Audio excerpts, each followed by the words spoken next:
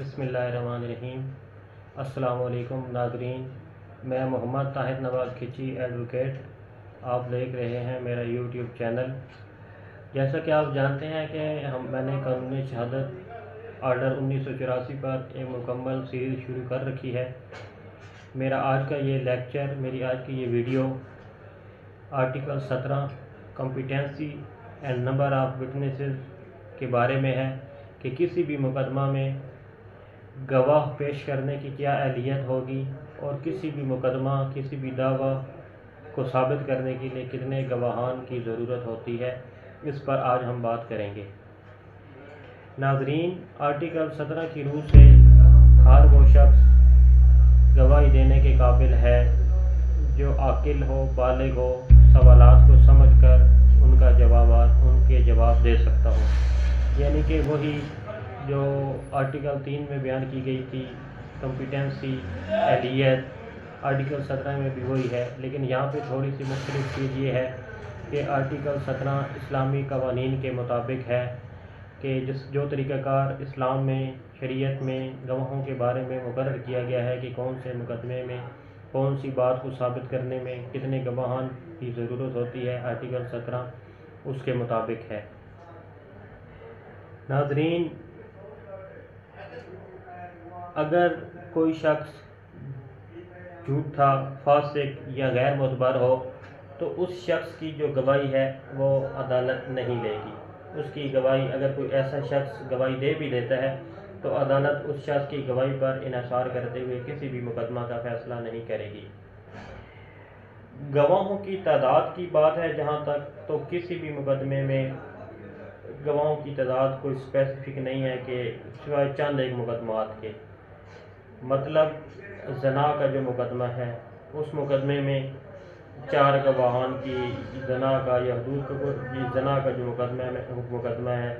زنا کے الزام کا جو مقدمہ ہے یا زنا کرنے کا جو مقدمہ ہے، اس زنا کرنے کا جو مقدمہ ہے اس میں 4 گواہان جو ہیں ان کی گواہی ضروری ہے۔ اسی طرح قانون شہادت آرٹیکل 17 کے مطابق تحریر، اگر کوئی مالی معاملہ ہے اور تحریر کا معاملہ ہے تو اس میں تحریر کرنے کوئی، اگر جو ہے تحریر ہے اس کے اوپر کوئی گواہان لکھے ہوئے ہیں تو اس صورت میں 2 گواہان پیش کرنے ضروری ہیں کسی بھی تحریر کو ثابت کرنے کے لیے، اور یہ اسلامی تعلیمات کے بالکل مطابق ہے۔ اس میں سورۃ بقرہ آیت نمبر 282 کا میں حوالہ کوٹ کروں گا کہ اس میں یہ کہا گیا ہے کہ مالی معاملات یا تحریری معاملات کی جو بھی ہوگی اس میں 2 جو ہے گواہان کی گواہی ضروری ہے، اور اگر ایک مرد ہے تو اس کے مقابلے 2 عورتوں کی گواہی جو ہے وہ پیش کی جائے گی۔ اسی طرح ناظرین، دیگر جو مقدمات ہیں ان مقدمات کے علاوہ، تحریر کے علاوہ، مالی معاملات کے علاوہ یا زنا کے علاوہ، ان میں ایک عادل گواہ جو ہے وہ بھی کافی ہے۔ ایک گواہ کی گواہی پر بھی عدالت جو ہے وہ فیصلہ کر سکتی ہے۔ ناظرین، قانون شہادت یہ واضح کرتا ہے کہ جہاں قرآن و سنت کے مطابق گواہان کی تعداد مقرر کی گئی ہے، وہاں پر ان مقدمات میں قرآن و سنت کے مطابق جو گواہان کی تعداد بیان کی گئی ہے اتنے گواہان پیش کرنا ضروری ہے، اور جہاں پر قرآن و سنت میں گواہوں کی کوئی تعداد مقرر نہیں کی گئی جن مقدمات کے بارے میں، ان مقدمات میں گواہوں کی تعداد اتنی مقررہ تعداد میں گواہان پیش کرنے کوئی ضروری نہیں ہے۔ ناظرین، قانون شہادت جو ہے قانون شہادت 1984 وہ کوئی گواہان کی تعداد نہیں بتاتا کہ اتنے گواہان پیش کرنے ضروری ہیں۔ آرٹیکل 17 میں بھی کوئی ایسی بات نہیں ہے کہ اتنے گواہان پیش کرنے کسی بھی مقدمے کے لیے ضروری ہیں۔ ہاں،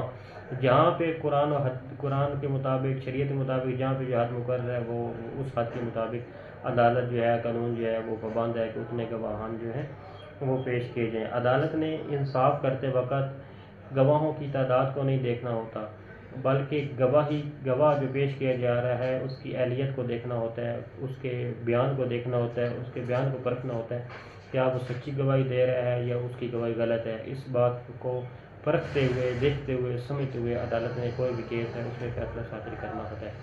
ناظرین، یہ تھا آرٹیکل 17۔ امید کرتا ہوں کہ میری آج کی ویڈیو آپ کو پسند آئی ہوگی۔ اگر میری ویڈیو آپ کو پسند آئی ہو تو میری ویڈیو کو لائک کیجیے گا، شیئر کیجیے گا، میرے چینل کو سبسکرائب کیجیے گا۔